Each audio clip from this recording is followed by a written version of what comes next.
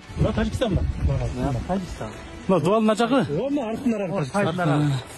Көртөрсүң, условия, тактуу. Биякта биздин мектеп. Жогорку кеңештин элдик депутаттык тобу кыргыз-тажик чек арасында болуп өткөн куугалаңда жабыркаган айылдарды кыдырып кайтты. Эл өкүлдөрү Миңөрүк айылында талкаланган үйлөрдүн ордуна салынып жаткан курулуш менен жеринен таанышты. Анда 37 үйдүн курулушу башталып, анын 7-өө пайдаланууга берилген.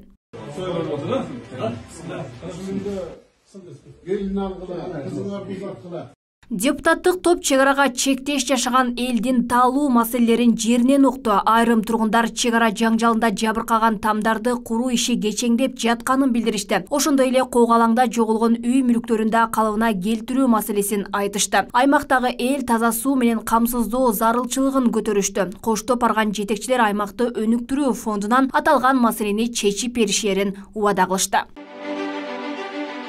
Элдик депутаттык тобу Баткен районунда жайгашкан авариялык абалдагы мектептен кабар алышкан. Ал мектеп 1970-жылдары курулуп, азыркы учурда авариялык абалда турат. Анда 250 окуучу 2 нөөмөт менен билим алат. Эл өкүлдөрү жаңы окуу имаратын куруу зарылдыгын белгилешти. Мына Тажикстан ба? Тажикстан. Мына дуалына жагы. Мына артындарак. Көртөрсүң, условия, тактуу. Биякта биздин мектеп. Чек арага чеп болуп жашаган элдин башкы маселеси чек араны тактоо экен айтылды. Муну менен катар жолдорду жаңылоо, мектеп, бала бакчаларды куруу сунуштары берилди. Чек арадагы соңку окуядан кийин Баткен облусу өзгөчө көңүл бурууга муктаж. Мындан улам эксперттер аймактагы элдин көйгөйү биринчи орунга коюлуш керектигин белгилешет.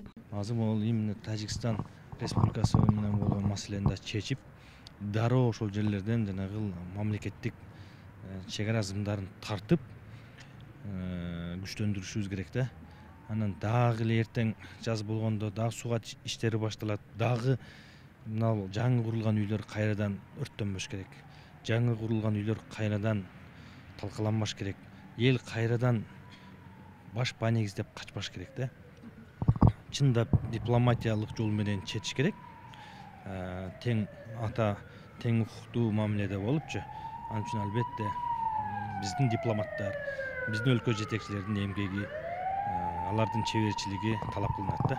Ошондой эле депутаттык топ Бүргөндү суу каналы өтүүчү аймактагы жана башка суу бөлүштүрүүчү жайды жеринде көрүштү. Анткени Бүргөндү суу каналын куруу менен аймактагы сууга болгон муктаждык чечилет. Ал эми министрлер кабинетинин тийиштүү өкүлдөрү аталган долбоорду ишке ашыруу боюнча тийиштүү жумуштар жасалып жатканын маалымдашты. Алмагүл Эркебай кызы, Жылдыз Кадырбаева, Ош ТВ.